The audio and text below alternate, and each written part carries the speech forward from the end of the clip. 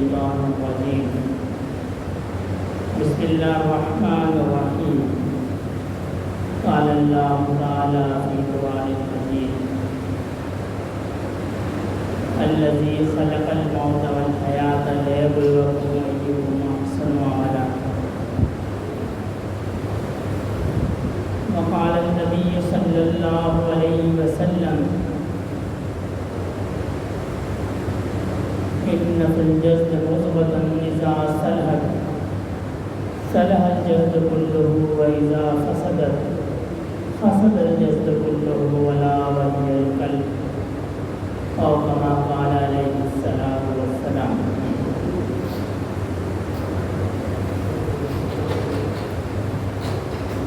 اللہ رب العزت نے زمین اور آسمان کو پیدا فرمایا، دن اور رات کو پیدا فرمایا،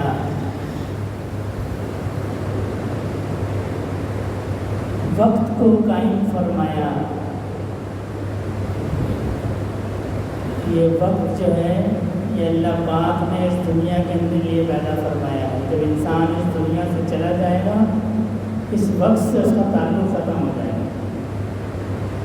ایسے بہت سارے واقعات ہمیں کتابوں میں ملتے ہیں کہ جس میں کوئی شخص عالم برزخ کی حالت میں اس کو مشاہدہ ہوا اور کچھ لمحوں کا مشاہدہ ہوا تو زمین پہ صدیاں گزر گئی۔ شاہ عبدالعزیز محدث دہلوی رحمۃ اللہ علیہ کے حالات میں آتا ہے، آپ دلی کی جامع مسجد کے امام تھے، تو آپ کی خدمت میں ایک شخص کو لایا گیا جس کا کہنا یہ تھا کہ میں بہت پرانے زمانے کا ہوں، کسی کی میت ہو گئی تھی، اس میت میں میرا کچھ سامان گر گیا تو میں رات کو اس سامان لینے کے لیے میں نے میت کو کھولا تو دیکھا وہ ایک بہت بڑا باب ہے، تو تجسس کے ہاتھوں مجبور ہو کے میں اس کے اندر اتر گیا۔ دیکھا جس خاتون کی قبر تھی وہ جنرل باغ میں جھولے پہ بیٹھی ہے اور مجھے کہنے لگی یہ نہ اپنی چیز اور فوراً نکل جاؤ۔ تو وہ کہنے لگا میں تھوڑا سا اس کو دیکھ لوں، اس نے کہا نہیں دیکھو نہیں، فوراً نکل جاؤ۔ جب وہ باہر آیا تو صدیاں گزر گئی، اب وہ کسی کو پہچانتا نہیں تھا، وہ جن واقعات کی جن لوگوں کی وہ بات کرتا تھا لوگ ان کو نہیں پہچانتے تھے، تو لوگ اس کو پکڑ کے شاہ عبدالعزیز محدث دہلوی رحمۃ اللہ علیہ کی خدمت میں لے آئے کہ حضرت یہ شخص جو ہے یہ ایسی عجیب عجیب باتیں کرتا ہے۔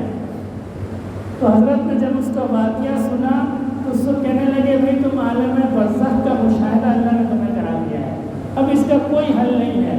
پھر لوگوں سے کہا کہ جی اس کے لیے چندہ جمع کرو اور اس کو بیت اللہ شریف بھجوا دو۔ اس زمانے میں لوگ بحری جہاز میں جاتے تھے، اس نوجوان سے کہنے لگے تم اپنی باقی زندگی جو ہے وہ بیت اللہ میں اللہ کی عبادت کرتے ہوئے گزار دو، جو تمہارے ساتھ بیت گئی اس کا کوئی حل نہیں، وہ بیت گئی۔ تو یہ جو وقت ہے یہ اللہ پاک نے اس دنیا کے لیے قائم کیا ہے، زندگی اور موت کو اللہ نے دنیا کے لیے قائم کیا ہے۔ جب بندہ دنیا سے چلے جائے گا موت ختم ہو جائے گی، بس وہ منتقل ہو گیا، پھر اس کے بعد کوئی موت نہیں ہے۔ اور یہ تمام زندگی اور موت، دن اور رات، یہ اللہ پاک نے انسان کی آزمائش کے لیے، اس کو سمجھانے کے لیے الذی خلق الموت والحیات، ہم نے موت اور حیات کو پیدا کیا۔ کیوں پیدا کیا؟ لیبلوکم ایکم احسن عملا، تم میں سے یہ جاننے کے لیے کہ کون نیک عمل کرتا ہے۔ انسان کی پوری زندگی یہ عمل سے مشروع ہے، اسی لیے بزرگ فرماتے ہیں کہ علم اتنا حاصل کرو جتنا نمک ہوتا ہے، اور عمل اتنا کرو جتنا آٹا ہوتا ہے۔ آٹے میں جتنا نمک ہے وہ علم ہے اور عمل جو ہے وہ آٹا ہے۔ اس لیے کہ علم کا سوال نہیں ہوگا، قیامت میں جو ہم سے سوال ہوں گے اس میں علم کا سوال نہیں ہوگا، اس میں یہ سوال ہوگا کہ جو علم حاصل تھا اس پہ کتنا عمل کیا۔ تو یہ بات واضح ہوئی کہ ہم جو علم حاصل کرتے ہیں وہ کس لیے حاصل کرتے ہیں؟ عمل کے لیے حاصل کرتے ہیں۔ اس لیے کہ اگر علم نہیں ہوگا تو عمل بھی نہیں ہوگا۔ اگر کسی کو یہ معلوم ہی نہیں ہوگا کہ اللہ کے حبیب صلی اللہ علیہ وسلم زندگی کیسے گزارتے تھے، اللہ کے حبیب صلی اللہ علیہ وسلم نماز کیسے پڑھتے تھے، اللہ کے حبیب صلی اللہ علیہ وسلم روزہ کیسے رکھتے تھے، زندگی کے معاملات کیسے کرتے تھے، تو وہ عمل نہیں کر سکتے۔ اگر کوئی شخص یہ دعویٰ کرتا ہے کہ جی علم ضروری نہیں ہے، میں ویسے بھی عمل کر سکتا ہوں، تو اس کا دعویٰ باطل ہے، اس لیے کہ علم کے بغیر عمل ممکن ہی نہیں ہے۔ علم جو ہے یہ عمل کی پہلی سیڑھی ہے، جب تک اس کو علم نہیں ہوگا وہ عمل نہیں کر سکتا۔ مقصود، حالانکہ مقصود کیا ہے؟ مقصود عمل ہے، لیکن علم کی فضیلت اس لیے ہے کہ علم کے بغیر عمل ممکن نہیں ہے۔ علم نہیں ہوگا عمل نہیں ہوگا۔ اللہ پاک حضرات علماء پہ اپنی رحمتوں کا نزول فرمائے،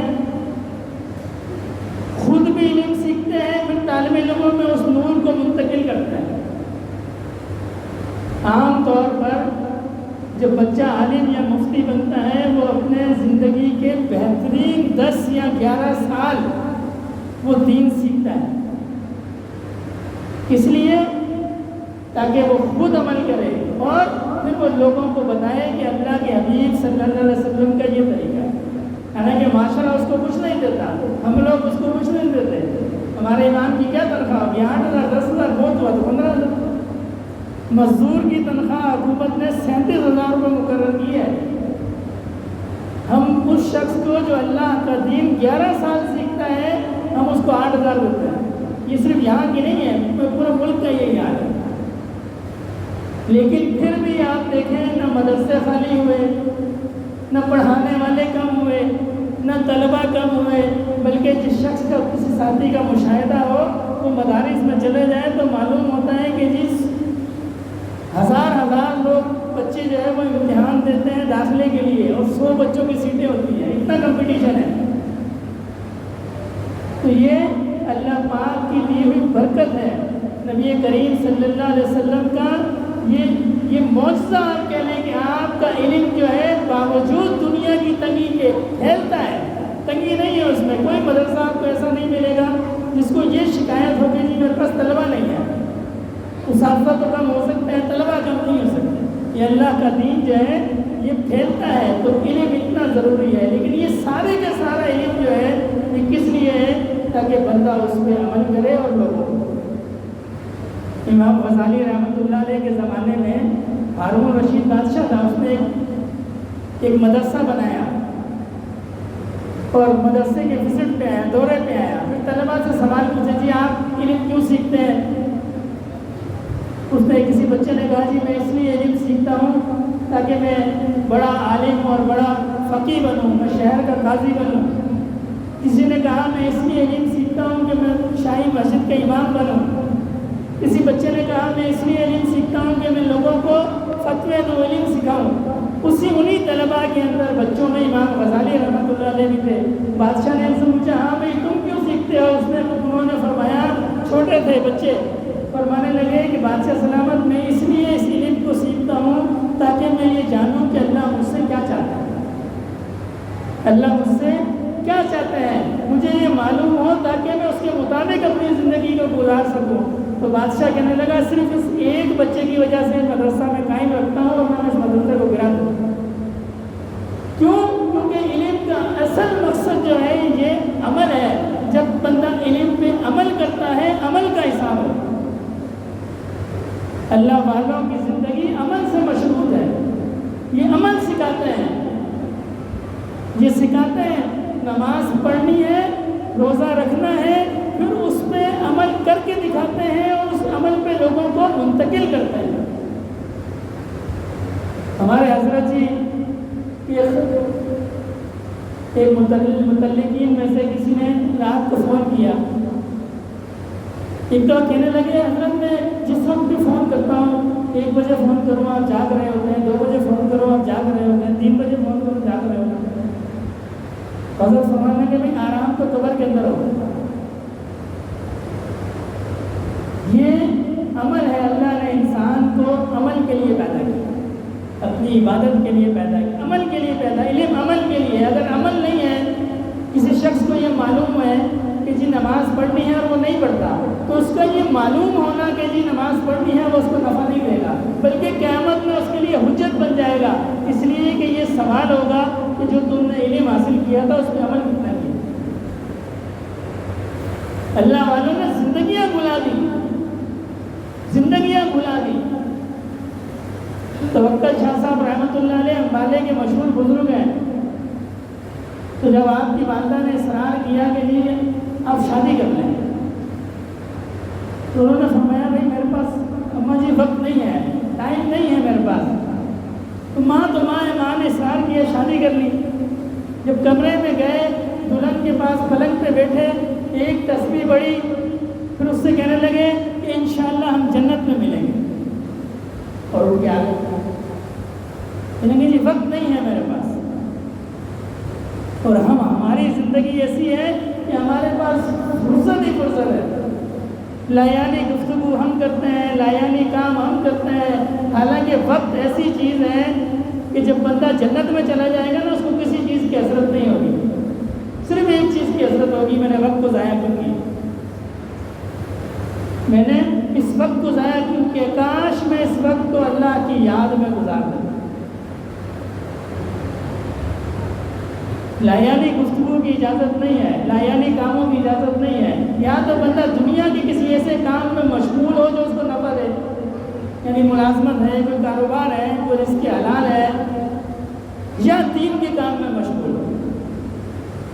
جب اس کو دنیا کے کام بقدر ضرورت ہو جائیں، پھر وہ دین کے کام میں مشغول ہو، لایانی کاموں میں مشغول نہ ہو. یہ نہیں ہے کہ میں وقت یہاں بیٹھ کے گپے مارتا رہوں، وہاں گپے مارتا رہوں.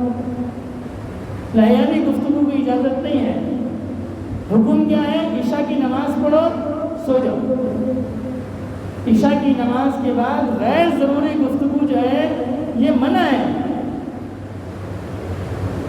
صرف اس شخص کو اجازت ہے کہ جس کی شادی ہے، بیوی سے غیر ضروری گفتگو بھی کر سکتا ہے، کیونکہ بیوی کو اللہ نے سکون کے لیے پیدا کیا ہے. اس کے لیے ضروری نہیں ہے کام کی گفتگو ہو. اس سے لایانی گفتگو کی بھی اجازت ہے، بغیر کسی مقصد کے ہنسی مذاق کی بھی اجازت ہے. اور ہمارا معاملہ بالکل الٹ ہے، بالکل الٹ معاملہ ہے. جہاں ہمیں اجازت ہے کہ ہم ہنسی مذاق کر سکتے ہیں، لایانی گفتگو کر سکتے ہیں، وہاں ہم کرتے نہیں ہیں. اور جہاں ہمیں شریعت نے اجازت نہیں دی ہے، وہاں ہم کہہ کے بھی لگاتے ہیں، بے مقصد 4 گھنٹے 5 گھنٹے اپنے وقت کو ضائع کرتے ہیں. یہ وقت بڑا قیمتی ہے، اس لیے کہ اللہ پاک نے انسان کو اپنی یاد کے لیے پیدا کیا ہے، اپنی عبادت کے لیے پیدا کیا ہے، عمل کے لیے پیدا کیا ہے. تو یا تو دنیا کے کام میں مشغول ہو، یا پھر اللہ کی یاد میں مشغول ہو. اور جب بندہ اللہ کی یاد میں مشغول ہو جاتا ہے، پھر اللہ اس کو دنیا سے بھی مستغرق کر دیتا ہے. پھر اللہ اس کے دل سے دنیا کو بھی نکال دیتے ہیں، اس کو ایسے اطمینان دیتے ہیں کہ پھر اس کو دنیا کی فکر بھی نہیں رہتی. سالم بن عبداللہ بن عمر رضی اللہ تعالیٰ عنہ حضرت عمر کے پوتے تھے، بیت اللہ شریف کا طواف کر رہے تھے. حشام بن مالک جو ہے وہ اس وقت بادشاہ تھا، تو وہ بھی طواف کے لیے آیا. تو اس نے حضرت سالم رحمۃ اللہ علیہ اس نے نظر پڑی، تو یہ جو اللہ والوں کے چہرے ہیں نا، یہ نور سے چمکتے ہیں. اللہ والوں کے چہرے نور سے چمکتے ہیں. جب انسان اللہ کو یاد کرتا ہے نا، پھر ہم صوفیہ کہتے ہیں کہ اس کا دل روشن ہوتا ہے. صرف دل روشن نہیں ہوتا، اس کا سارا جسم روشن ہو جاتا ہے. نبی کریم صلی اللہ علیہ وسلم بی بی عائشہ فرماتی ہیں، اندھیری رات میں سوئی گرتی تھی تو نبی کریم صلی اللہ علیہ وسلم کے چہرہ اقدس سے جو روشنی نکلتی تھی، میں اس سے سوئی کو تلاش کرتا ہوں. یہ اندر کا صرف نور نہیں رہتا، یہ نور باہر بھی نکلتا ہے. تو بادشاہ نے دیکھا یہ اتنا خوبصورت، اتنا روشن چہرے والا، اس سے کہنے لگا کہ کون ہو؟ انہوں نے کہا جی میں سالم عبداللہ کا بیٹا. پہچان گیا بادشاہ. کہنے لگا جی تمہارے دادا جو ہے نا حضرت عمر رضی اللہ عنہ، مجھے ان سے بڑی محبت ہے. تمہیں اگر کوئی کام ہو تو تم مجھے کہو، مجھے کہو. اگر تمہیں کوئی حاجت ہو، کوئی کام ہو، کوئی دکھ تکلیف ہو. وہ کہنے لگے جی ابھی تو میں بیت اللہ کے اندر ہوں، ابھی تو میں بیت اللہ کے اندر ہوں. ٹال دیا اس کو. لیکن بادشاہ ضد میں ہے، بادشاہ تو بادشاہ ہوتے ہیں، کہنے لگا اچھا میں باہر کھڑا ہوتا ہوں، میں تمہارا انتظار کرتا ہوں، جب تم طواف کو مکمل کر لو گے پھر باہر مجھ سے ملنا۔ باہر کھڑا ہو گیا، اب انہوں نے طواف کیا، یہ دوسرے دروازے سے نکلنے لگے تو شاہی جو ہرکارے ہوتے ہیں، دربان ہوتے ہیں، انہوں نے پکڑ لیا، بادشاہ کے پاس لے آئے۔ بادشاہ کہنے لگا جی اب تو آپ بیت اللہ کے باہر آ گئے ہو، آپ مجھ سے مانگو کیا مانگنا۔ تو یہ کہنے لگے تم میری دنیا کی حاجت پوری کر سکتے ہو کہ آخرت کی حاجت بھی پوری کر سکتے ہو؟ بادشاہ کہنے لگا آخرت کی حاجت تو میں پوری نہیں کر سکتا، میں دنیا کی حاجت پوری کر سکتا ہوں۔ فرمانے لگے دنیا تو میں نے اس سے بھی نہیں مانگی جس نے دنیا بنائی ہے، تم سے کیسے مانگ لوں؟ دنیا تو میں نے کبھی اس سے بھی نہیں مانگی کہ جس نے دنیا کو بنایا ہے، میں تم سے کیسے مانگوں؟ ایسا اللہ دنیا سے بے نیاز کر دیتا ہے۔ اس سے شیطان دل میں وسوسہ ڈالتا ہے۔ ہم بڑے بڑے حضرات علماء کو دیکھتے ہیں، بڑی بڑی گاڑیوں میں گھومتے ہیں، جی ان کے دل سے تو دنیا نہیں نکلی۔ ایک دل میں ایک وسوسہ آتا ہے نا، فلاں شیخ الحدیث ہیں، فلاں بزرگ ہیں جی اتنی بڑی گاڑی میں جاتے ہیں، فلاں بزرگ ہیں اتنی بڑی گاڑی میں جاتے ہیں۔ تو آسائش کو اختیار کرنا یہ نہیں ہے، دل سے دنیا نہیں، کہ اس کو حاجت نہیں ہے۔ وہ گاڑی ان کے پاس ہوگی جب بھی ٹھیک ہے، کسی نے دے دی نہیں ہے تو جب بھی ٹھیک ہے۔ ہمارے جیسا حال نہیں ہے کہ ہم دنیا میں مستغرق ہو جاتے ہیں۔ مستغرق جو بندہ اللہ کی یاد میں ہوتا ہے، پھر اللہ جس طرح چاہتے ہیں اس کو نوازتے ہیں۔ کسی کو غربت دے کے نوازتے ہیں، کسی کو پیسہ دے کے نوازتے ہیں۔ یہ بھی اللہ کا عجیب نظام ہے۔ کبھی غربت جو ہے آزمائش ہے، ایک حدیث کا مفہوم ہے نا، غربت جو ہے انسان کو فاقے جو ہیں کفر تک لے آتے ہیں۔ کبھی غربت آزمائش ہے، کبھی غربت انعام ہے، کبھی دولت آزمائش ہے، کبھی دولت انعام ہے، کبھی صحت آزمائش ہے، کبھی صحت انعام ہے، کبھی بیماری آزمائش ہے، کبھی بیماری انعام ہے۔ حضرات انبیاء کی بیماری انعام تھی کہ نہیں تھی؟ حضرت ایوب علیہ السلام کی بیماری اتنی بیماری تھی، جب صحتیاب ہوئے تو جبرائیل علیہ السلام نے عرض کی کہ اللہ کے نبی آپ کو کون سی حالت پسند تھی، صحت والی یا بیماری والی؟ فرمایا بیماری والی۔ جبرائیل علیہ السلام نے پوچھا اللہ کے نبی بیماری والی؟ ایسی بیماری تو سننے کو نہیں ملی۔ فرمایا ہاں، اس لیے کہ جب میں بیمار تھا اللہ مجھ سے پوچھتے تھے ایوب تمہارا کیا حال ہے۔ اس کلام کی جو لذت ہے اس صحت میں نہیں ہے۔ اللہ کے کلام کی کیا لذت ہوگی؟ ہم نے کبھی ہمارے دل میں وہ لذت اتری نہیں نا۔ اگر ہمارے دل میں وہ لذت اتر جاتی، حضرات صحابہ میں اور ہم میں کیا فرق ہے؟ ان کے دل میں وہ لذت اتر گئی۔ اسی لیے بلال سے جب اس کے آقا نے کہا جی کلمہ چھوڑ دو، اس نے کہا کلمہ نہیں چھوڑوں گا۔ چلے وہ تو مرد تھے نا، بی بی سمیہ سے کہا آقا نہیں چھوڑوں گی۔ ابو جہل نے کہا چھوڑ دو، کہنے لگی نہیں چھوڑوں گی۔ اس نے 2 اونٹ منگوائے، دونوں لاتوں کو باندھا، ایک کو اس طرف دوڑا دیا، ایک کو اس طرف دوڑا، چھوڑا نہیں۔ کیونکہ اس لذت جو تھی، جو کلام کی لذت ہے، وہ ان کے دل کے اندر نصب ہے۔ اللہ کے کلام کی کیا لذت ہوگی؟ اللہ کی نعمتوں کی اتنی لذت ہے۔ روایات کے میں نے ایک واقعہ پڑھا کسی اس کے اندر کتاب کے اندر، کہنے لگے جی وہ میں اکثر دہراتا بھی ہوں کہ ایک صاحب کسی گوشت والے کے پاس جایا کرتے تھے اور منہ پہ نقاب کو اوڑھ کے جایا کرتے تھے۔ گپ شپ ہو گئی، بات چیت ہو گئی، تو گوشت والا کچھ عرصے میں کہنے لگا تم چہرہ کیوں چھپا کے آتے ہو؟ تو اس نے اپنے چہرے کو ہٹایا تو اس کے یہ ہونٹ جو ہے یہ نہیں تھا، غائب تھا۔ یہ کیا بات ہوئی؟ یہ کیسے ہو گیا؟ کہنے لگا جی میں مجاہد تھا، میں جہاد پہ گیا تو مجھے بہت گہرے زخم آ گئے، مغرب کا وقت تھا، مجھے نہیں لگتا تھا کہ میں بچوں گا۔ میں نے آسمان سے دیکھا کہ کچھ بھوڑے، کچھ عورتیں، کچھ لڑکیاں اتر رہی ہیں، ان کی آنکھ میں پانی ہے، اور وہ جتنے شہید ہو گئے ہیں ان کو وہ پانی پلاتی ہے۔ اللہ بعض اوقات معاملات کو کھول دیتے ہیں، اللہ اپنی قدرت کو دکھاتے ہیں۔ یہ اللہ کی قدرت ہے، اللہ جس کو چاہے دکھا دے۔ فرمایا کہ وہ آتی تھی اور جو شہید ہوتا تھا اس کے منہ میں پانی ڈالتی تھی، تو میرے نزدیک آئی تو ایک دوسرے سے کہنے لگی زندہ ہے. تو پہلے والی کہنے لگی زندہ تو ہے لیکن یہ بچے گا نہیں, اتنا زخمی ہے, اور پھر مغرب کا وقت ہو رہا ہے, ہم نے واپس بھی جانا ہے, اس کو بھی پانی پلاؤ. تو کہنے لگی اس نے میرے منہ میں پانی ڈال دیا. اللہ کی شان, اس وقت مجاہدین کی مدد آ گئی, اٹھا کے لے گئے, ڈاکٹر یا طبیب نے علاج کیا, میں ٹھیک ہو گیا, مجھے صحت مل گئی. لیکن وہ جو پانی میرے ہونٹوں پہ لگا تھا اس کی اتنی لذت تھی کہ میں بار بار زبان کو اپنے ہونٹوں پہ پھیرتا تھا, جیسے کسی کو نشہ ہوتا ہے تو بار بار وہ کام کرتا ہے.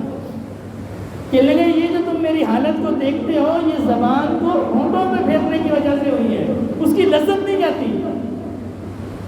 یہ تو اللہ کی پیدا کی ہوئی چیز ہے, اور جس کو اللہ فرماتے ہیں ایوب تمہارا کیا حال ہے, ایسے نہیں لوگ دیوانے ہو جاتے ہیں. یہ ہم سنتے ہیں نا, اللہ کا نام سنا اور مست ہو گئے. حضرت جنید بغدادی رحمۃ اللہ علیہ کے زمانے میں ایک عورت ننگے سر جا رہی تھی. کسی نے پوچھا کہ عورت اور ننگے سر, عورت کا کیا کام ہے کہ وہ ننگے سر ہو. آج کل تو یہ فیشن ہو گیا ہے کہ عورت ننگے سر ہوتی ہے, حالانکہ ایسی نحوست ہے. ایک بزرگ کہیں تشریف لے کے جا رہے تھے, کسی عورت نے ان کو ایک تھال پیش کیا آٹے کا کہ حضرت یہ آٹا ہے, یہ میں نے جماعت کے لیے بنایا ہے, جماعت اس کو روٹیاں گوندھ لے. اور عورت بے پردہ تھی. حضرت نے سالکین کو کہا کھٹا کھودو اور اس میں اس آٹے کو دبا دو, شہر کا کتا بھی اس آٹے کو نہیں کھائے. آج تو ہمارے یہاں فیشن ہو گیا ہے, ہم سے جو ہے عورتوں سے پردہ نہیں کرایا جاتا. تو اکبر کا ایک شعر ہے نا کہ چند بے پردہ بیویاں جو نظر آئیں شہر میں, اکبر غیرت قومی سے زمین میں گڑ گیا. پوچھا ان سے تمہارا پردہ کدھر گیا, کہنے لگی مردوں کی عقل پہ پڑ گیا. تو بہرحال بات دوسری طرف چلی گئی. اس سے کہا کہ عورت اور ننگے سر. تو اس نے آگے سے کہا فارسی میں شعر کہ گلاب ہمیشہ کھلا ہوتا ہے, ننگا ہوتا ہے. تو حضرت کی زبان سے بے ساختہ نکلا اللہ, عورت گری اور فوت ہو گئی. آواز آئی جنید, اس نے زندگی میں صرف 2 مرتبہ میرا نام سنا. ایک دفعہ میرا نام سنا تو اس کی وہ حالت ہو گئی جو تم نے دیکھی, اور دوسری دفعہ میرا نام سنا تو یہ والی حالت ہو گئی. یہ اللہ کے کلام کی لذت جس کو حاصل ہو جائے پھر اس کو بستر پہ سونے کی لذت نہیں ہے. کیا وجہ ہے؟ ہم واقعات پڑھتے ہیں بزرگوں کے. میں نے اپنے والد کو دیکھا ہے, میں دور نہیں جاتا. 2 ملازمتیں کرتے تھے, 2 مزدور تھے, 2 ملازمتیں کرتے تھے, اور اس کے بعد بھی میں نے جب میری آنکھ کھلی میں نے اپنے والد کو مسلح پہ دیکھا. ہمیں اللہ نے آسائش دی ہے. تقریباً ان کی جہاں ملازمت تھی اور جہاں گھر تھا وہ بھی 4-5 کلومیٹر کا فاصلہ تھا. اور رمضان شریف میں جون جولائی کے روزے ہوتے تھے, پیدل آتے تھے. جون جولائی کے روزے میں پیدل. اللہ نے ہمیں آسائش دی ہے, ہمیں یہ نعمت حاصل نہیں ہو سکتی. کیوں؟ ہمارے دل میں اس کلام کی لذت نہیں اتری ہے. جس کے دل میں کلام کی لذت اتر جائے پھر اس کو چارپائی پہ نہیں بیٹھ سکتا. وہ پھر وہ کہے جی میں سوتا رہوں, یہ ممکن ہی نہیں ہے. حضرت حاجی امداد اللہ مہاجر مکی رحمۃ اللہ علیہ حضرت تھانوی سے فرمایا, تھانوی جب میں اللہ کے قرآن کو پڑھتا ہوں مجھے ایسی لذت محسوس ہوتی ہے جیسے اللہ نے میرا پیار لے لیا. یہ اللہ کے کلام کی لذت جو ہے, یہ اللہ کی محبت کی لذت جو ہے, میں اکثر کہا کرتا ہوں ہم میں اور ہمارے بزرگوں میں کیا فرق ہے.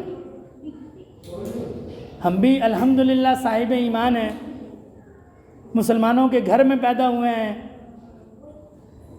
ہم پیدا ہوئے, ہمارے دائیں کان میں اذان کہی گئی, بائیں کان میں اقامت کہی گئی, مسلمانوں والا نام رکھا گیا, تھوڑا سا ہمیں سمجھ شعور آیا, ہمیں استاد کے پاس بھیجا گیا. سارے دین کے احکاموں میں سے ہم ان سے مختلف کیوں ہیں؟ ہم حضرات صحابہ سے مختلف کیوں ہیں؟ ہم اللہ والوں سے مختلف کیوں ہیں؟ ہم بھی اہل ایمان ہیں, ہم بھی مسلمان کے گھر میں پیدا ہوئے ہیں. ہم اس لیے مختلف ہیں کہ ہمارے اندر وہ لذت منتقل نہیں ہوئی. ہم نے سنا ضرور کہ اللہ کے کلام میں بڑی لذت ہے, اللہ کی نماز میں بڑا سکون ہے، الا بذکر اللہ تطمئن القلوب، اللہ کے ذکر میں بڑا سکون ہے، لیکن یہ صرف ہمارے ذہن تک رہا، ہمارے دل میں نہیں آیا۔ اگر ہم اس دل میں اللہ کے ذکر کے سکون کو محسوس کرتے، ممکن ہی نہیں تھا ہم ذکر چھوڑ دیتے۔ ہم اس نماز میں معراج کو محسوس کرتے، اللہ سے ملاقات کو محسوس کرتے، ممکن ہی نہیں تھا ہم سے نماز چھوٹ جاتی۔ کیسے ممکن ہے بندہ نماز میں کھڑا ہو اور اس کو پتا ہو، اس کو لذت حاصل ہو کہ میں اللہ کے سامنے کھڑا ہوں، اور اس کے بعد اس کی نماز نہ ہو، دوسرے وقت پہ اللہ کے سامنے کھڑا نہ ہو۔ حضرت یوسف علیہ السلام کو اللہ پاک نے اتنا حسن دیا تھا کہ جب بی بی زلیخا پہ معاملہ ہوا زلیخا والا، تو مصر کی عورتوں نے بی بی زلیخا کو تنگ کیا، یہ تم نے کیا کام کیا، یہ تو شریف عورتوں کا کام نہیں ہے۔ تو اس نے کیا کیا کہ مصر کی عورتوں کو دعوت دی اور لائن میں بٹھا دیا اور پھل اور چھری ہاتھ میں دے دی، اور یوسف علیہ السلام کو وہاں سے گزار دیا۔ ایسا اللہ نے ان کو حسن دیا تھا کہ ان عورتوں نے پھل کاٹنے کی وجہ اپنے ہاتھ کو کاٹ لیا اور درد کا احساس بھی نہیں ہوا۔ یہ محبت جو ہے یہ درد کے احساس کو مٹا دیتی ہے۔ حضرت علی کے رضی اللہ تعالیٰ عنہ کی پیٹھ میں نیزہ لگ گیا کسی جنگ میں، اب اللہ کے شیر تھے، جسم سخت تھا، کھینچتے تھے تو نکلتا نہیں تھا، تو کسی نے کہا جب یہ نماز پڑھتے ہوں تو اس وقت کھینچنا۔ نماز کی حالت میں گئے، لوگوں نے کھینچ لیا اور نکل گیا۔ یہ محبت جو ہے یہ درد نہیں ہونے دیتی۔ ہمیں فیس بک سے محبت ہے، واٹس ایپ سے محبت ہے، ساری رات۔ کبھی کبھی تو مجھے یہ احساس ہوتا ہے، میں کسی پروگرام سے واپس جاتا ہوں تو گلی کے کونوں میں اکثر نوجوانوں کو دیکھتا ہوں، وہ اللہ جانے کیا کر رہے ہوتے ہیں، لیکن مجھے ایسا لگتا ہے پاگل ہے، بس وہ لگے ہوئے ہیں، لیکن ان کو احساس نہیں ہے کیونکہ ان کو محبت ہے۔ جس شخص کو محبت ہوتی ہے نہ اسے وقت گزرنے کا احساس ہوتا ہے، نہ اسے تکلیف کا احساس ہوتا ہے، نہ اسے کوئی اور پریشانی ہوتی ہے۔ یہ محبت چیز ایسی اللہ نے ایسی بنائی ہے، اسی لیے اللہ نے فرمایا ہے نا، ایمان والے اللہ سے شدید محبت کرتے ہیں۔ والذین آمنوا اشد حبا للہ، ایمان والے اللہ سے شدید محبت کرتے ہیں، اس لیے کہ اللہ سے محبت کے بغیر یہ ممکن ہی نہیں ہے، اور ہم میں صرف اسی چیز کی کمی ہے۔ ہمیں نماز کا طریقہ بھی آتا ہے، ہمیں روزے کا طریقہ بھی آتا ہے، الحمدللہ۔ اس زمانے کے اندر کوئی شخص یہ نہیں کہہ سکتا مجھے فلاں مسئلے کا نہیں پتا، اور اگر نہیں پتا تو کسی علم والے کے پاس، کسی اہل علم کی صحبت میں جا کے ان سے پوچھ لیں، لیکن عمل نہیں ہے۔ ہم فجر میں نہیں اٹھ سکتے، ہم تہجد میں نہیں اٹھ سکتے، ہم جھوٹ بولنا نہیں چھوڑ سکتے، کیونکہ ہمارے اندر اس کلام کی لذت نہیں ہے۔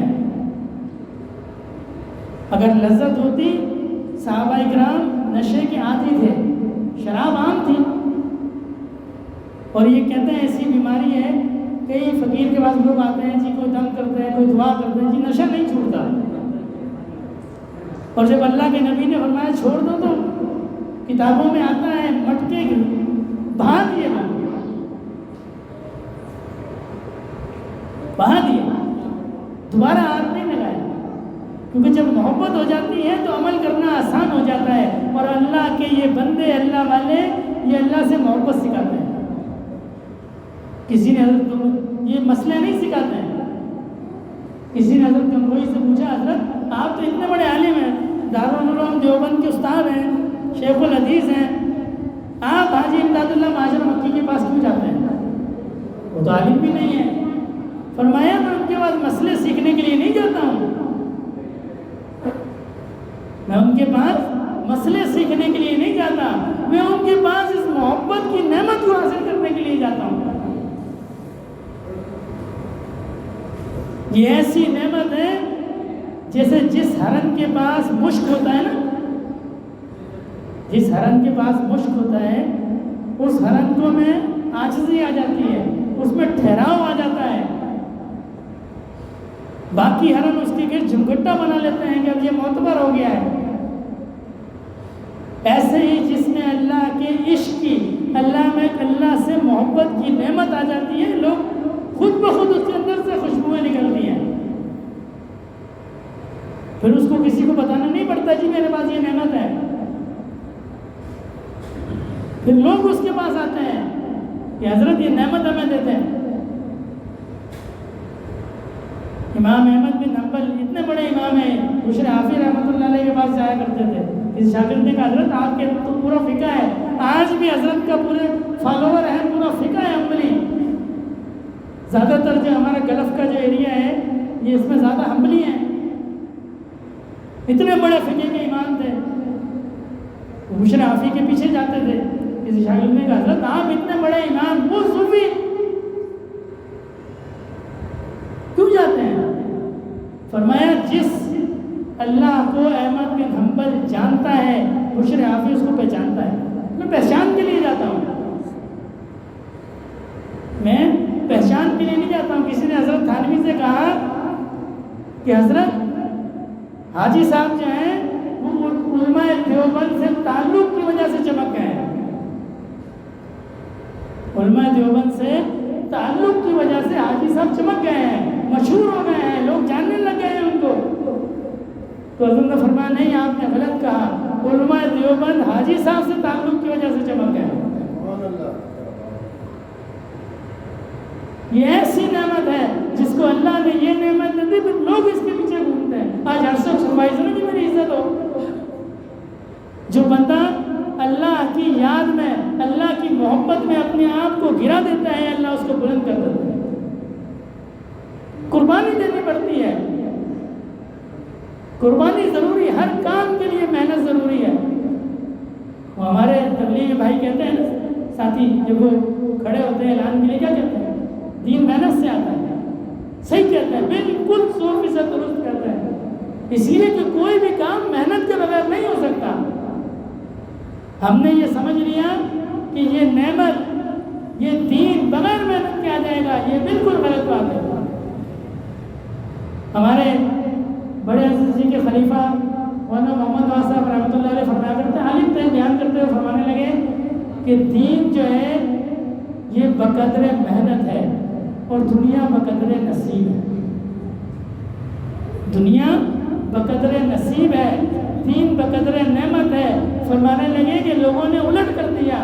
ہم کیا سمجھتے ہیں؟ ہم دنیا پہ محنت کرتے ہیں، دین ہم بقدر نصیب سمجھتے ہیں. اللہ والوں نے تو زندگی گھلا دی. وہ مشہور تابعی ہیں حضرت حسن بصری کے خلیفہ حبیب اجمی رحمۃ اللہ علیہ، جب تائب ہو گئے پھر اللہ کی یاد میں لگ گئے. پھر گھر سے نکلتے تھے اور اللہ کو یاد کرتے تھے. بیویاں تو سب کی ایک جیسی ہوتی ہیں، ان کو تو پکانے کے لیے چیز چاہیے ہوتی ہے، جو چیز دو گے تو ہم پکائیں گے. تو جب خالی ہاتھ واپس آئے، کیا کر کے آئے؟ کہا جی مزدوری کر کے آئے. کہ جی مزدوری کب ملے گی؟ کہا جی ٹھہر کے ملے گی، ٹھہر کے ملے گی. اس طرح 2-4 دن گزر گئے. اب بیوی تنگ آ گئی، کہنے لگی جی تم اپنے مالک سے مانگتے کیوں نہیں ہو مزدوری؟ صبح جاتے ہو، رات کو آتے ہو اور خالی ہاتھ آ جاتے ہو، مانگتے کیوں نہیں ہو مزدوری؟ کہنے لگی جی میرا جو مالک ہے وہ بڑا رحیم ہے، مجھے حیا آتی ہے مانگتے ہوئے. میرا مالک کسی کا حق نہیں دباتا، اللہ کسی کا حق نہیں دباتے. جو دنیا میں محنت کرتا ہے اللہ کسی کی محنت رائے گا نہیں کرتے. ہم سمجھتے ہیں کہ شاید یہ نسبت اس کے نصیب میں تھی اس لیے وہ اللہ والا بن گیا، یہ اس کے نصیب میں تھی، یہ اس کے نصیب میں نہیں تھی. اس نے اللہ کو یاد کیا، اس نے محنت کی، اللہ نے اس کی محنت کو ضائع نہیں کیا. اللہ کسی کی محنت کو ضائع نہیں کرتے، اور دین کے معاملے میں تو بالکل بھی نہیں کرتے. دنیا کی نعمت محنت جو ہے یہ بھی اللہ ضائع نہیں کرتے، اس کو جمع کر دیتے ہیں. جب وہاں جائے گا وہ اس محنت کو دیکھ لے گا.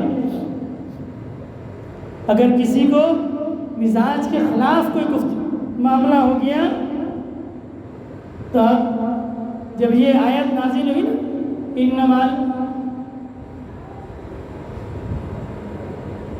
کہ ذرہ بھی ذرہ تولا جائے گا، فَمَنْ يَعْمَلْ مِثْقَالَ ذَرَّةٍ خَيْرًا يَرَهُ وَمَنْ يَعْمَلْ مِثْقَالَ ذَرَّةٍ شَرًّا يَرَهُ، خیر کا بھی ذرہ تولا جائے گا، شر کا بھی ذرہ تولا جائے گا۔ تو حضرت ابوبکر صدیق رضی اللہ تعالیٰ عنہ کو بڑی تشویش ہوئی۔ دیکھیں ہمارے یہ جو اکابر ہیں یہ بھی امت کے لیے کتنے مہربان ہیں۔ خود حضرت کا عمل تو ایسا تھا کہ اللہ کے نبی صلی اللہ علیہ وسلم نے فرمایا جب قیامت کے دن اللہ پاک کا جلال عروج پہ ہوگا اور کوئی بھی حساب کے لیے آگے نہیں آئے گا، ہر بندہ پیچھے ہٹے گا۔ یہ ہمارے یہاں بھی ہے نا، کسی کا کوئی مجمع میں کوئی حساب کتاب ہو سب پیچھے بھاگتے ہیں، آگے کوئی نہیں آتا، بولتے ہیں جی شاید میرا وقت نکل ہی جائے۔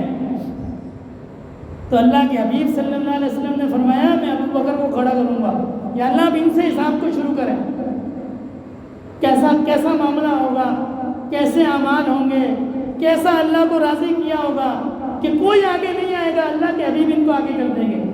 اور روایات میں آتا ہے یہ آگے ہوں گے اور اللہ کا جلال جو ہے وہ اللہ کی محبت میں بدل جائے گا، جی ابو بکر کا میں کیا حساب لوں۔ تو جب یہ آیات نازل ہوئی تو حضرت صدیق نبی کریم صلی اللہ علیہ وسلم کی خدمت میں حاضر ہوئے، عرض کی اللہ کے نبی بڑا مشکل معاملہ ہو اس کے لیے، وہ جانتے تھے ہم جیسے لوگ بھی آئیں گے۔ عرض کی اللہ کے نبی بڑا مشکل معاملہ ہو گیا، چھوٹی چھوٹی ذرہ بھی تولا جائے گا، نہ جانے ہم سے کتنے اس طرح کے گناہ ہوں چھوٹے چھوٹے، یہ تو بڑا مشکل معاملہ ہو گیا۔ تو اللہ کے نبی صلی اللہ علیہ وسلم نے فرمایا ابو بکر جو بات مزاج کے خلاف ہو، اللہ اس چھوٹی برائی کو، چھوٹے شر کو، اس مزاج کے خلاف پہ جو اذیت اٹھانی پڑتی ہے اللہ اس کے بدلے معاف کر دے۔ آج ہم کہتے ہیں لائٹ چلے گئی بڑی تنگی ہو گئی، گرمی زیادہ ہو گئی بڑی تنگی، یہ تنگی نہیں ہوئی ہے، یہ تو اللہ نے اپنی رحمت ہم نے کی ہے۔ ہمارے مزاج میں تنگی محسوس ہوئی، ہم نے اس میں صبر کیا، اللہ کا شکر کیا، پتہ نہیں کتنی ہم نے نافرمانیاں کی تھی جو اللہ نے اس کے بدلے معاف کر دی۔ میرے بندے نے میری تنگی پہ صبر کیا ہے، میں نے اس کو معاف کر دیا، میں نے اس کو معاف کر دیا۔ تو یہ جو کیا بات چل رہی ہے،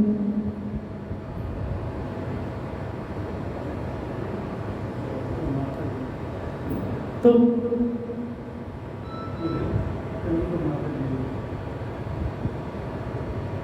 درود شریف پڑھنا چاہتا ہوں۔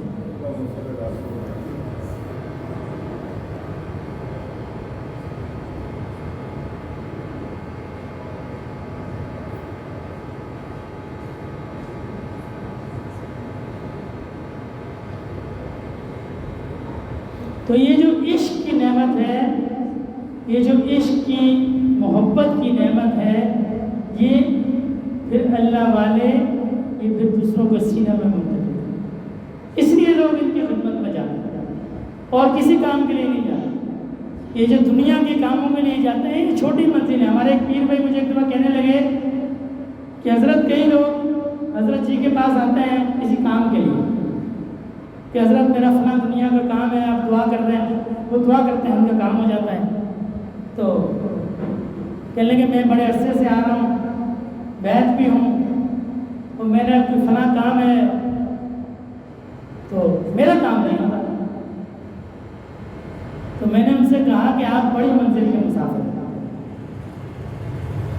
جو بڑی منزل کا مسافر ہے، آپ بیعت کس لیے ہوئے؟ اصلاح کے لیے ہوئے نا، کہ میرے دل کے اندر وہ محبت کی نعمت آ جائے۔ باقی تو ضمنی کام ہے، ہمارے بڑے ہیں، ہمیں کوئی دکھ ہوگا تو ہم ان کو کہیں گے کہ ہم یہ دعا کرتے ہیں، ہمیں کوئی خوشی ملے گی ہم ان کو بتائیں گے حضرت مجھے یہ خوشی ملی ہے۔ یہ تو انسان اپنے بڑوں کو بتاتا ہے، جس کے والدین حیات ہیں اپنے والدین کو بتاتا ہے ابا جی میرے لیے دعا کرتے ہیں، ابھی میرے لیے دعا کرتے ہیں۔ لیکن ہمارا جو مقصد ہے، اگر تو آپ اصلاح کے لیے بیعت ہوئے، پھر جو دنیا کے کام ہے وہ تو چھوٹی منزل ہے، وہ چھوٹی منزل ہے، وہ بس کہ وہ مسافر ہیں جو چھوٹی چھوٹی منزلوں پہ اتر جاتے ہیں، اس لیے ان کے کام جلدی ہو جاتے ہیں۔ جو بڑی منزلوں پہ مسافر ہوتے ہیں ان کے کام جلدی نہیں ہوتے۔ پھر میں نے ان کو ایک مثال دی، حضرت ابراہیم علیہ السلام جب بیت اللہ شریف کو تعمیر فرما رہے تھے، اسماعیل علیہ السلام اینٹ دے رہے تھے اور ابراہیم علیہ السلام اینٹوں کو رکھتے تھے، اس وقت انہوں نے دعا فرمائی، بہت ساری دعائیں فرمائی، مکے کی برکت کی دعا فرمائی، امن کی دعا فرمائی، اس میں ایک دعا اور بھی فرمائی، یا اللہ میری اولاد میں نبی کو پیدا کرنا، میری اولاد میں نبی کو پیدا کرنا۔ کون سی جگہ تھی؟ بیت اللہ، اللہ کا گھر۔ کرنے والے کون تھے؟ خلیل اللہ، اللہ کے جلیل القدر پیغمبر، جلیل القدر پیغمبر، اور اس پہ آمین کہنے والے کون تھے؟ وہ بھی اللہ کے پیغمبر۔ کب دعا قبول ہوئی؟ نبی کریم صلی اللہ علیہ وسلم نے فرمایا میں ابراہیم علیہ السلام کی دعا ہوں۔ حضرت عیسیٰ علیہ السلام اور نبی کریم صلی اللہ علیہ وسلم کے درمیان 550 سال کم و بیش کا فرق ہے۔ کتنے سال؟ 550 سال، تقریباً 7-8 نسلیں۔ یہ حضرت عیسیٰ علیہ السلام کا ہے۔ پھر عیسیٰ علیہ السلام اور ابراہیم علیہ السلام کا بھی بہت زیادہ فرق ہے، وہ شاید ہزاروں سالوں میں ہے، 4000 یا 5000 سال کا فرق ہے، بڑا فرق ہے۔ کرنے والے بھی نبی، آمین کہنے والے بھی نبی، جگہ بھی بیت اللہ، اور کب قبول ہوئی؟ تو یہ اللہ پاک کی مشیت ہوتی ہے۔ یہ بڑی منزلوں کے مسافر ہوتے ہیں، ان کی بات بھی پھر بڑی ہوتی ہے۔ تو اصل چیز یہ ہے کہ آپ کا مقصد ٹھیک ہو، کہ یہ جو نعمت اللہ نے ان کے سینے میں رکھی ہے کسی طرح میرے سینے میں آ جائے، بس یہ مقصد ہو۔ بس جب تک طلب نہیں ہوگی نا، یا سالک بھی بیٹھے ہیں، عام ساتھی بھی بیٹھے ہیں، یہ سالکوں کے لیے خاص طور، جب تک طلب نہیں ہوگی نفع نہیں ہوگا۔ دیکھیں نبی کریم صلی اللہ علیہ وسلم نے مکے میں زندگی کا بڑا حصہ گزارا۔ کفار مکہ آپ کے پڑوسی بھی تھے، آپ کے رشتہ دار بھی تھے، آپ کی زیارت بھی روز کرتے تھے، پھر بھی ایمان کی نعمت نہیں دی۔ کس چیز کی کمی تھی؟ زیارت بھی کرتے تھے۔ آج ہم کہتے ہیں کسی اللہ والے کو دیکھ لو تو بیڑا پار ہو جائے، انہوں نے تو اللہ کے حبیب صلی اللہ علیہ وسلم کو دیکھا، ان کی زیارت بھی کی، ان کے ساتھ بھی رہے، صرف قیادت طلب نہیں تھی، ان کی اہمیت نہیں تھی، اس نعمت کی اہمیت نہیں تھی، طلب نہیں تھی۔ جن کو طلب ہوئی اللہ نے ان کو فارس سے بلا کے بھی یہ نعمت دے دی، اور صرف نعمت نہیں دی، مسلمان نہیں ہوئے۔ ایک حدیث مبارکہ کا مفہوم ہے سلمان میرے اہل بیت میں سے ہے۔ وہ جو برابر میں سگا چچا تھا، جس کو یہ غرور تھا، فخر تھا کہ میں ہاشمی ہوں، میں تو اونچی ذات والا ہوں، میں عرب ہوں، میں نسلی ہوں، میں فلاں ہوں، میں فلاں ہوں، اس کے بارے میں تو سورہ لہب بھی آ گئی۔ اور جو ایرانی تھے، فارس کے تھے، فرمایا یہ میرے اہل بیت میں سے۔ یہ طلب ہے، جب تک طلب نہیں ہوگی کبھی بھی کام آگے نہیں بڑھے گا۔ جب طلب ہوگی تو پھر جب بندہ اللہ کو پانے کی طلب کرتا ہے، فَاذْكُرُونِي أَذْكُرُكُمْ، تم مجھے یاد کرو، یہ پہلی شرط ہے، یہ پہلی شرط ہے، طلب جو ہے پہلی شرط ہے، تم مجھے یاد کرو، پھر میں تمہیں یاد کروں، پھر میں تمہیں یاد کروں۔ پہلی شرط کیا ہے؟ طلب۔ تم مجھے مانگو، یا اللہ میرے دل میں اپنی محبت کو پیدا کرتے ہیں، پھر میں تمہیں دوں گا، ایسے نہیں دوں گا، ایسے نہیں دوں گا۔ اور جو بندہ یہ سوال کرتا ہے یا اللہ مجھے ہدایت دیں، میرے دل میں اپنی محبت کو پیدا کریں، وہ کسی بھی مذہب کا ہو۔ حضرت مفتی تقی عثمانی صاحب دامن برکاتہ عالیہ نے ایک واقعہ لکھا ہے، فرمایا کوئی شخص جو ہے وہ انگلینڈ چلا گیا کسی غیر ملک کے اندر،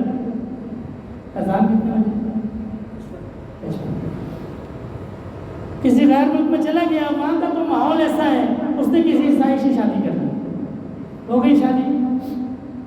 اب بچے جب تک تو بچے نہیں تھے تو چلتا رہا. جب بچے ہو گئے تو ماں نے یہ کوشش کی کہ جی یہ میرے مذہب کی طرف آئے. تو باپ میں بھی تھوڑا بہت ایمان جاگا کہ جی مسلمان کے بچے عیسائی کیسے ہو سکتے ہیں. تو اس نے یہ کوشش کی کہ جی میری طرف آئے. اب وہاں تو سختی ہو نہیں سکتی تو اس نے اپنی بیوی کو سمجھانے کی کوشش کی. کہاں سمجھا. لیکن اللہ نے کوئی نیکی کو قبول کیا. تو اس کے دل میں خیال ہے اس نے حضرت تقی عثمانی دامت برکاتہ عالیہ کو خط لکھا کہ حضرت ایسا معاملہ ہے میں تو اب یہاں پھنس گیا ہوں. اگر میں بچے اس کے حوالے کرتا ہوں تو میری غیرت گوارہ نہیں کرتی اور قانوناً جو ہے میں ان کو جبر نہیں کر سکتا. یہ بعض نوجوان جو ہے کہتے ہیں کہ ملک سے باہر بھاگتے ہیں پاکستان میں کچھ نہیں ہے یا میں اپنی اولاد کو کان سے پکڑ کے مسجد لا سکتا ہوں. وہاں نہیں لا سکتے آپ. ساری چیزیں پیسہ نہیں ہے. ساری چیزیں پیسہ نہیں ہے. جو لوگ یہاں سے جاتے ہیں مصر کے ایک عالم ہیں ان کا خاندان بڑا علمی نسب ہے. اس میں کسی شخص نے تحقیق کی کہ آج سے 7 نسلوں پہلے ہمارے جو بڑے یورپ میں چلے گئے تھے ان کی نسلیں کس حال میں ہیں. ان کی نسلیں کس حال میں. پھر انہوں نے ایک کتاب لکھی مصری ہیں. انہوں نے کہا کہ ہمارے جو بڑے 6 یا 7ویں پشت پہ فلاں بزرگ ان کی 2 بیٹے ایک مصر میں رہے ایک یورپ میں چلے گئے. آج ان کی جنریشن اور ہماری جنریشن وہ سب عیسائی ہیں. پوری انہوں نے تحقیق کی وہاں جا کے کیونکہ فکر تھی. پوری تحقیق کی. معلوم یہ ہوا کہ 6 یا غالباً مجھے صحیح طرح یاد نہیں ہے 5ویں یا 6 نسل پہ سارے عیسائی تھے. اور یہاں جو مصر والے تھے یہ سارا علماء کا خاندان تھا نسلوں تک. تو بہرحال بات وہ مفتی تقی عثمانی صاحب والی واقعے کی ہو رہی تھی. تو اس نے خط لکھا کہ حضرت وہ ایسا ایسا معاملہ ہے. حضرت نے فرمایا بھائی تم اپنی عورت پہ سختی نہیں کرو. لڑو گے تو کوئی فائدہ نہیں ہے. ایک کام کرو تم اس کو اس بات پہ راضی کرو کہ دونوں مل کے یہ دعا کریں کہ یا اللہ جو مذہب سچا ہے آپ ہمیں ہدایت دیں. بس تم اس کو یہ نہیں کہو مسلمان ہو جا. تم اس سے کہو صرف اس کو اس بات پہ راضی کر لو اپنی بیوی کو کہ وہ بھی یہ دعا کیا کرے کہ یا اللہ جو مذہب سچا ہے مجھے ہدایت دے دیں آپ اہدنا الصراط المستقیم. تو اب یہ تو عقلی بات ہے کیونکہ وہ بھی اپنے مذہب کو سچا سمجھتی تھی یہ بھی اپنے مذہب کو سچا سمجھتے تھے. اس نے کہا کہ ٹھیک ہے اس میں تو کوئی حرج نہیں ہے. اللہ کو وہ بھی مانتے تھے یہ بھی مانتے تھے. تو دونوں میاں بیوی نے یہ دعا کثرت سے پڑھنا شروع کر دی. یا اللہ ہمیں ہدایت دے دیں جو سیدھا رستہ ہے میں اس پہ چلا. تو حضرت فرماتے ہیں 1.5 یا 2 سال بعد اس نوجوان کا دوبارہ میرے پاس خط آیا کہنے لگا الحمدللہ میری بیوی مسلمان. ایک کافر ہے وہ اللہ سے کہتا ہے یا اللہ مجھے ہدایت دے دیں.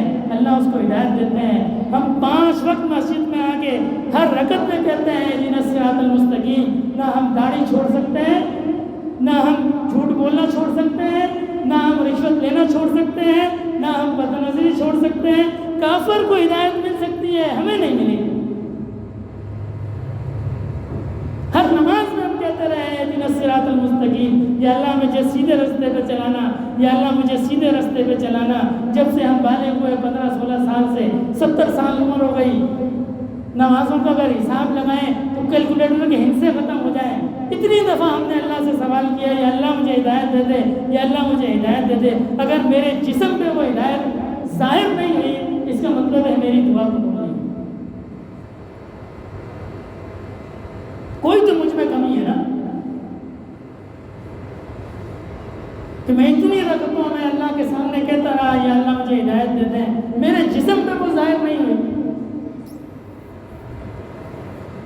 اخلاص کی کمی ہے محبت کی کمی ہے اور یہ کمی اللہ والوں کی صحبت سے دور ہوگی. ہر چیز کا نسخہ اللہ نے بتایا ہے. علم حاصل کرنا ہے علم کے پاس چلے جاؤ. سبزی خریدنی ہے بازار میں چلے جاؤ. سونا خریدنا ہے سونار کے پاس چلے جاؤ. اور اگر اس نعمت کو حاصل کرنا ہے تو اللہ والوں کی صحبت میں آؤ. وَكُونُوا مَعَ الصَّادِقِينَ سچے لوگوں کے ساتھ ہو جاؤ.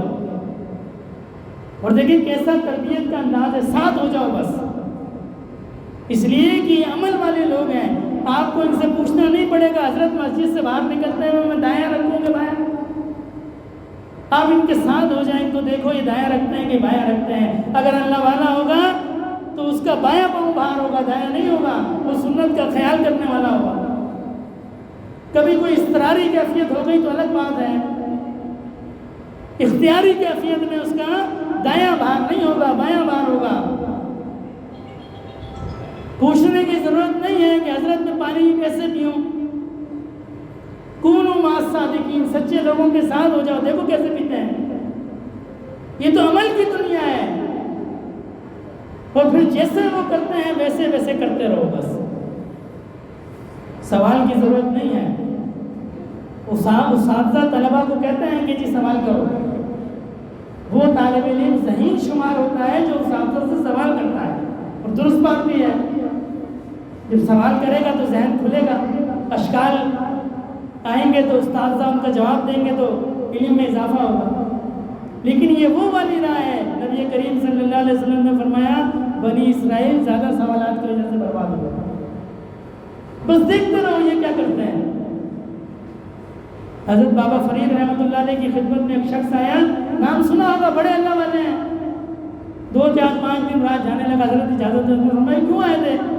عرض کی حضرت آیا تو بیعت ہونے کے لیے تھا، اصلاح کی نیت سے آیا تھا، لیکن میں نے آپ میں کوئی کمال نہیں دیکھا، میرے جیسا سالک ہوگا نا کمال ڈھونڈتا ہوں، لیکن حضرت میں نے آپ میں کوئی کمال نہیں دیکھا، اس لیے واپس جا رہا ہوں۔ حضرت نے فرمایا تم جتنے دن رہے تم نے مجھ میں کوئی خلاف سنت عمل دیکھا؟ کہا حضرت وہ تو نہیں دیکھا، فرمایا یہی کمال ہے، یہی کمال ہے، اور کیا کمال ہے؟ تو یہ آسان رستہ ہے، اللہ والوں کی صحبت، نہ اس میں گھر چھوڑنا ہے، نہ جان قربان کرنی ہے، کچھ بھی نہیں کرنا، یہ آسان رستہ ہے۔ دعا فرمائے اللہ پاک ہمیں عمل کی توفیق عطا فرمائے۔ تمام ساتھی 3 دفعہ استغفار، 10 دفعہ درود شریف، 10 دفعہ تیسرا کلمہ، 11 دفعہ سورہ اخلاص اور 1 دفعہ سورہ فاتحہ۔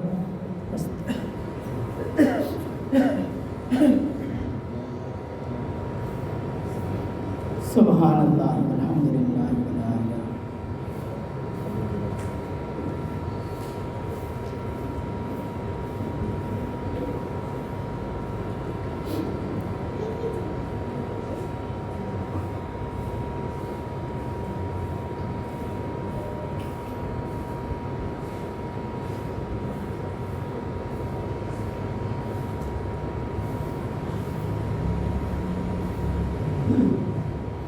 صلی اللہ علیہ وسلم۔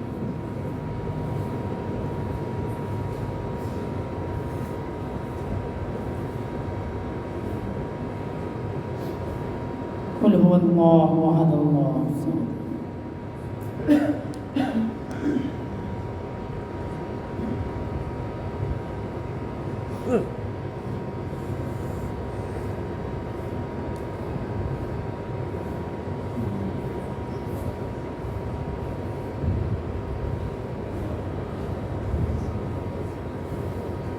الحمد للہ رب العالمین الرحمن الرحیم مالک یوم الدین ایاک نعبد و ایاک نستعین اهدنا الصراط المستقیم صراط الذین انعمت علیہم غیر المغضوب علیہم ولا الضالین۔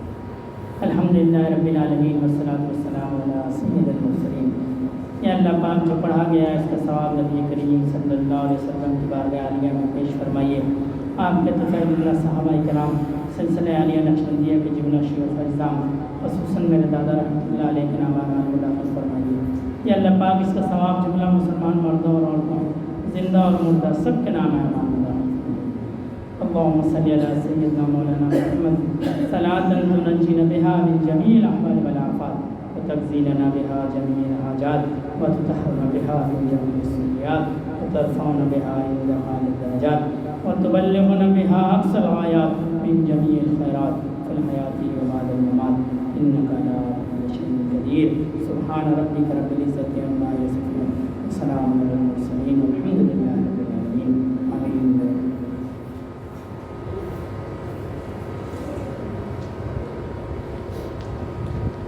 مراقبے کا طریقہ بڑا سادہ ہے۔ مراقبہ کہتے ہیں اللہ کی یاد کو، سر کو جھکا لیں، چہرے کو ڈھانپ لیں، اپنی توجہ دل کی طرف اور دل کی توجہ اللہ رب العزت کی ذات کی طرف۔ جتنی دیر بھی مراقبہ ہو، 10 منٹ 15 منٹ، کوشش یہ کریں کہ خیالات نہ آئیں۔ اگر خیال آئے تو خیال کے پیچھے بھاگنا نہیں ہے، بلکہ اس کو منتشر کر کے توجہ اللہ کی ذات کی طرف ہے۔ جب بھی کوئی خیال آئے پھر اپنے دل کو اللہ کی یاد میں لگا دیں، اس گمان کے ساتھ بیٹھیں کہ میں اللہ کے سامنے بیٹھا ہوں اور اللہ کی محبت اور رحمت میرے دل میں آ رہی ہے۔ یاد رکھیں کہ حدیث مبارکہ کا مفہوم ہے کہ بندہ اللہ سے جیسا گمان رکھتا ہے اللہ اس کے ساتھ ویسا معاملہ کرتا ہے۔ ہم اللہ سے محبت کا گمان رکھیں گے، رحمت کا گمان رکھیں گے تو اللہ ہم سے محبت اور رحمت کا معاملہ فرمائیں گے۔ جو نئے ساتھی ہوتے ہیں ان کو کچھ سمجھ نہیں آ رہی ہوتی، وہ خیالات بھی بہت زیادہ تنگ کرتے ہیں، منتشر کرتے ہیں، جی پتہ نہیں کیا ہے، کچھ بھی نہیں کرنا، صرف اپنے دل کی طرف متوجہ ہو کے اور دل میں یہ گمان کے ساتھ بیٹھنا ہے کہ اللہ کی محبت میرے دل میں آ رہی ہے، میرا دل روشن ہو رہا ہے۔ بس اگر خیالات زیادہ تنگ کریں، سانس کو روک کے زبان کو تالو کے ساتھ لگا لیں، جتنی دیر روک سکتے ہو۔ جیسے ہی آپ سانس کو روکیں گے جو خیال ذہن میں چل رہا ہوگا وہ اسی وقت بھاگ جائے گا، تو پھر جب خیال ختم ہو جائے تو سانس کو چھوڑ دیں۔ تسبیح چلائی جائے گی، نہ فرض ہے، نہ واجب ہے، نہ سنت ہے، یہ صرف بزرگوں کا طریقہ ہے۔ اس طریقے سے خیالات بھٹکتے نہیں ہیں، تسبیح کی آواز پہ یکسو رہتے ہیں۔ تو تسبیح کی ٹک ٹک پہ تصور رکھنا ہے کہ یہ تسبیح کی ٹک ٹک نہیں ہے، یہ میرے دل کی دھڑکن ہے اور یہ کر رہی ہے اللہ اللہ اللہ۔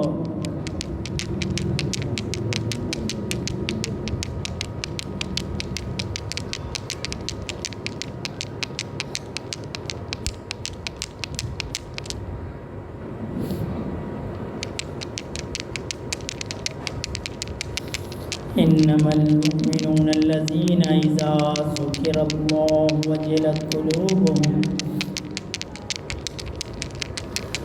واذا تليت عليهم آياته زادتهم ایمانا وعلى ربهم يتوكلون الذين يقيمون الصلاة ومما رزقناهم ينفقون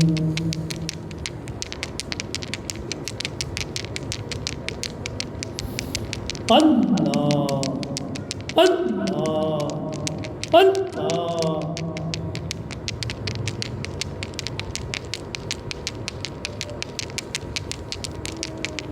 نہ دنیا سے، نہ دولت سے، نہ گھر آباد کرنے سے، نہ دنیا سے، نہ دولت سے، نہ گھر آباد کرنے سے سکون دل کو ہوتا ہے اللہ کو یاد کرنے سے۔ اللہ اللہ اللہ۔ زندگی آمد برائے بندگی، زندگی بے بندگی شرمندگی۔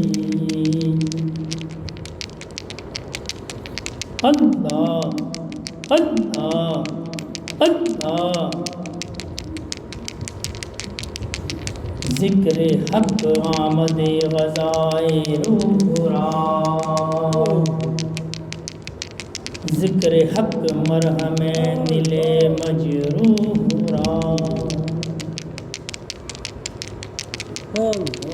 اللہ اللہ اللہ۔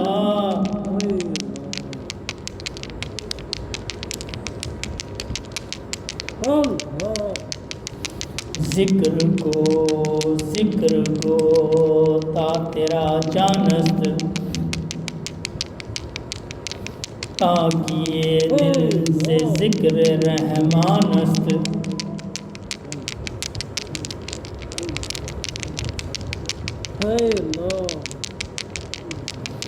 اللہ اللہ کرو دم بدم دوستو،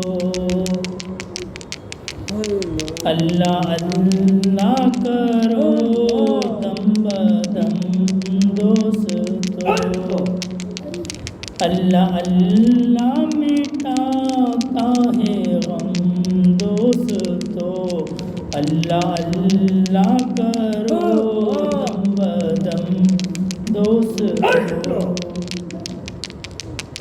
اللہ اللہ اللہ اللہ۔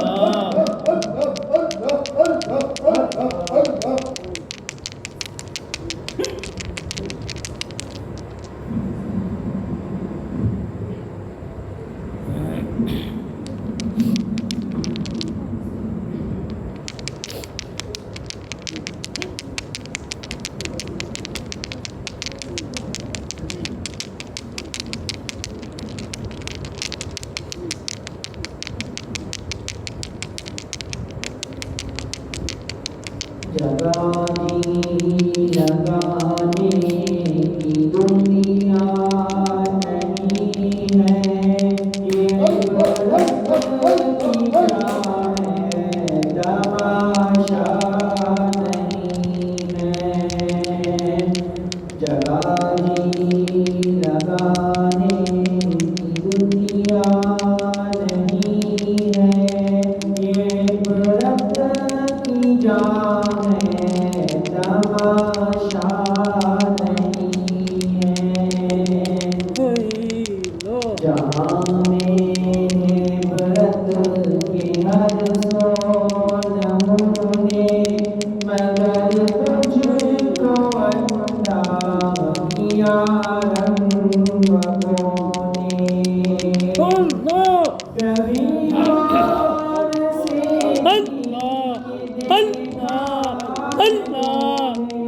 جو معمور تھی وہ محل اب سونے، جگانے لگانے دنیا نہیں ہے، یہ عبرت کی جان ہے، تماشا نہیں ہے۔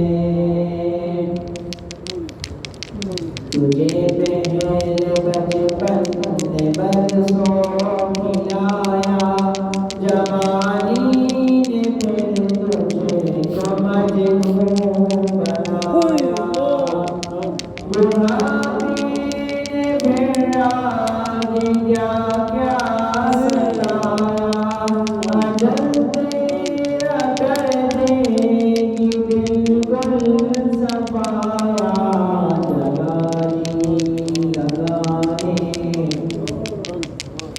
کی دنیا نہیں ہے، یہ عبرت کی جان ہے، تماشا نہیں ہے۔ ملے خاک میں نشان کیسے کیسے، زمین ہو گئی لامکاں کیسے کیسے، ہوئے نامور بے نشان کیسے کیسے، زمین کھا گئی نوجوان کیسے کیسے۔ جگانے لگانے کی دنیا نہیں ہے، یہ عبرت کی جان ہے، تماشا نہیں ہے۔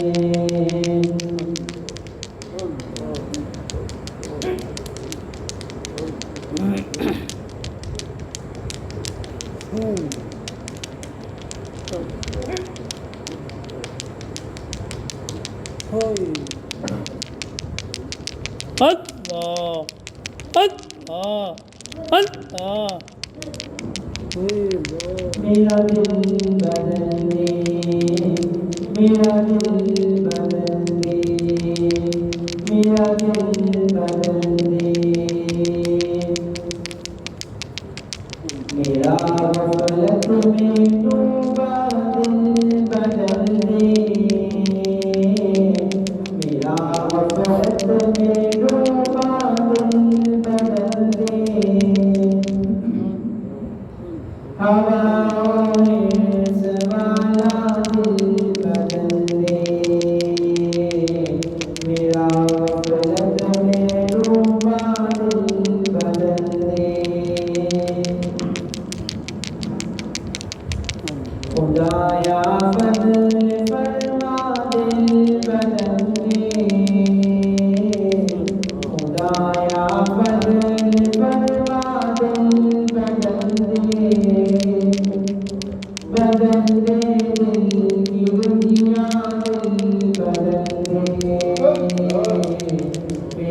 غفلت میں ڈوبا دل بدل دے گناہگاری میں کب تک عمر کاٹوں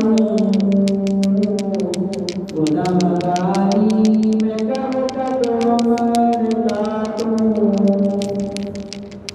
بدل دے میرا رستہ دل بدل دے سنو میں نام تیرا در قدروں میں سنو میں نام تیرا در قدروں میں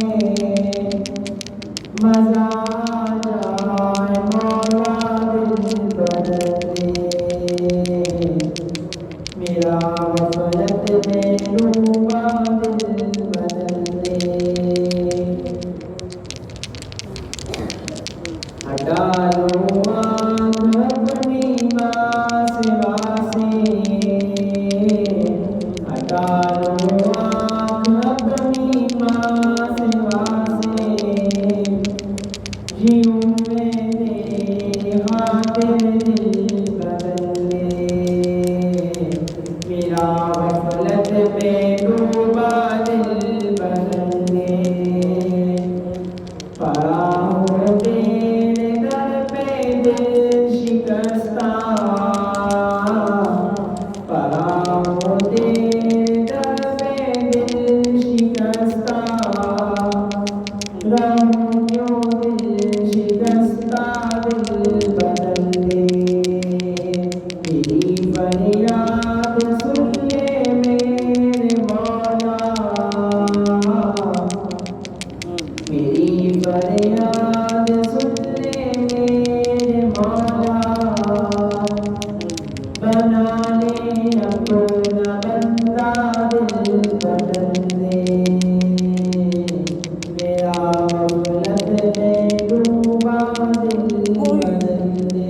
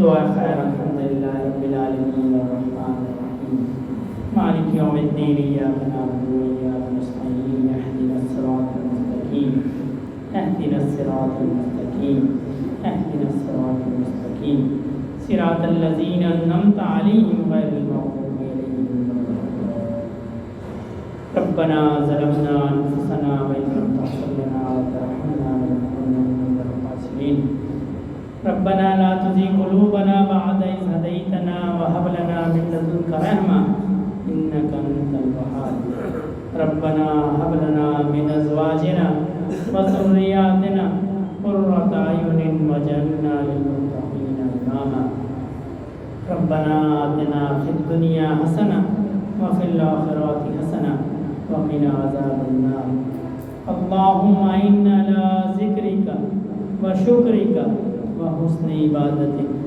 اللهم إنك عفو تحب العفو فاعف عنا اللهم حاسبني حسابا يسيرا اللهم حاسبني حسابا يسيرا اللهم حاسبني حسابا يسيرا اللهم اغفر لنا قبل الموت وارحمنا عند الموت ولا تعذبنا بعد الموت ولا تحاسبنا يوم القيامة إنك على كل شيء قدير یا اللہ پاک رضا والی زندگی عنایت فرمائیے، یا اللہ پاک رضا کی حالت میں موت عطا فرمائیے، یا اللہ پاک ہم سے جو گناہ ہو گئے اعلانیہ ہوں یا خفیہ ہوں، بڑے ہوں یا چھوٹے ہوں، ظاہری ہوں یا باطنی ہوں، یا اللہ پاک اپنی رحمت سے تمام گناہوں کو معاف فرمائیے۔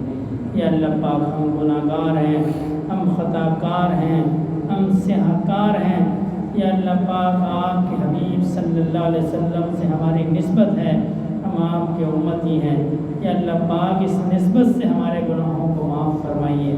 یا اللہ پاک ہمیں ایسے اعمال کرنے کی توفیق عطا فرمائیے کہ جب روز محشر نبی کریم صلی اللہ علیہ وسلم کے سامنے ہماری حاضری ہو تو یا اللہ پاک ہمارے اعمال ایسے ہوں کہ ہمیں ان سے شرمندگی نہ ہو۔ یا اللہ پاک ہمیں نیک اعمال کرنے کی توفیق عطا فرمائیے۔ یا اللہ پاک ہم پر رحم فرمائیے۔ یا اللہ پاک ہم میں سے جو شخص بھی جس عادت بد میں مبتلا ہے، یا اللہ پاک اپنی رحمت سے ہماری اس عادت کو دور فرمائیے۔ یا اللہ پاک اخلاص کے ساتھ نیک اعمال کرنے کی توفیق عطا فرمائیے۔ یا اللہ پاک موت کا وقت آپ کے علاوہ کوئی نہیں جانتا، یا اللہ پاک موت سے پہلے ہمیں موت کی تیاری کی توفیق عطا فرمائیے۔ یا اللہ پاک رضا والی زندگی ہو، یا اللہ پاک موت اس حال میں ہماری نہ آئے کہ ہم نافرمانی کی حالت میں ہوں، یا اللہ پاک فرمانبرداری کی حالت میں ہمیں موت عطا فرمائیے۔ یا اللہ پاک جو بیمار ہیں ان کو صحت عطا فرمائیے، جو تنگ دست ہیں ان کی تنگ دستی کو دور فرمائیے، جو قرض میں مبتلا ہیں غیب کے خزانوں سے ان کا قرض عطا فرمائیے۔ یا اللہ پاک جو اولاد نرینہ کی نعمت سے محروم ہیں نیک صالح اولاد عطا فرمائیے۔ یا اللہ پاک جو اولاد کی نعمت سے محروم ہیں نیک صالح اولاد عطا فرمائیے۔ یا اللہ پاک ہمارے جو بڑے اس دنیا سے چلے گئے، یا اللہ پاک ان کی قبور کو جنت کے بابوں میں سے باب بنائیے۔ ساتھی جو ہیں ہمارے اختر بھائی کے والد فوت ہوئے ہیں ان کے لیے بھی دعا کریں۔ ہمارے حضرت جی کے خلیفہ حضرت مولانا خالد سعید صاحب کا بھی صبح انتقال ہوا ہے کل رات، ساتھی ان کے لیے بھی مغفرت کی دعا فرمائیں۔ اس کے علاوہ بھی جتنے دوست احباب جو اس دنیا سے چلے گئے، یا اللہ پاک سب کی قبور کو جنت کے باغوں میں سے باغ بنائیے۔ یا اللہ پاک سب کو جنت الفردوس میں اعلیٰ مقام عطا فرمائیے۔ یا اللہ پاک نبی کریم صلی اللہ علیہ وسلم کی امت پر رحم فرمائیے۔ جہاں جہاں بھی مسلمان مظلومیت کی زندگی گزار رہے ہیں، یا اللہ پاک غیب سے ان کی نصرت فرمائیے۔ یا اللہ پاک خصوصاً فلسطین کے مسلمانوں کی مدد فرمائیے، یہود و نصارہ کو تباہ و برباد فرمائیے۔ یا اللہ پاک نبی کریم صلی اللہ علیہ وسلم کی امت پریشان ہے، یا اللہ پاک ہم جانتے ہیں یہ ہمارے گناہوں کا نتیجہ ہے، یا اللہ پاک ہم پہ رحم فرمائیے۔ یا اللہ پاک ہم پہ کرم فرمائیے۔ یا اللہ پاک حاضرین مجلس کی ہر قسم کی جائز اور شرعی حاجات کو پورا فرمائیے۔ یا اللہ پاک آپ کے بندے آپ کی یاد کے لیے جمع ہوئے، یا اللہ پاک ہم سب کے قلوب کو اپنی یاد سے منور فرمائیے۔ یا اللہ پاک اس مسجد مدرسے کو آباد فرمائیے۔ یا اللہ پاک بھائی محمد حسین نے یہ جو پودا لگایا ہے، یا اللہ پاک اس کو تناور درخت بنائیے۔ یا اللہ پاک اس کی جتنی بھی ضروریات ہیں، یا اللہ پاک غیب کے خزانوں سے عطا فرمائیے۔ یا اللہ پاک جہاں جہاں بھی دین کا کام ہو رہا ہے، وہ تبلیغی مراکز ہوں، خانقاہیں ہوں، مدارس ہوں، جہادی مراکز ہوں، یا اللہ پاک سب کی مدد و نصرت فرمائیے۔ یا اللہ پاک امت کے دلوں میں ایک دوسرے کے لیے محبت کو پیدا فرمائیے۔ یا اللہ پاک آج جو ہم آپس میں دور ہو گئے، بھائی بھائی کا دشمن ہو گیا، یا اللہ پاک ہم سب کو محبت نصیب فرمائیے۔ یا اللہ پاک ہم سب کو آپس میں اتفاق نصیب فرمائیے۔ یا اللہ پاک امت کو جسد واحد بنائیے۔ یا اللہ پاک ہم پہ رحم فرمائیے۔ اللہم صلی علی سیدنا مولانا محمد صلاۃ تنجینا بها من جمیع الاحوال والآفات وتقضی لنا بها جمیع الحاجات وتطہرنا بها من جمیع السیئات وترفعنا بها عند اعلی الدرجات وتبلغنا بها اقصى الغایات من جمیع الخیرات فی الحیاة وبعد الممات انک علی کل شیء قدیر۔ سبحان ربک رب العزۃ عما یصفون وسلام علی المرسلین والحمد للہ رب العالمین۔ آمین۔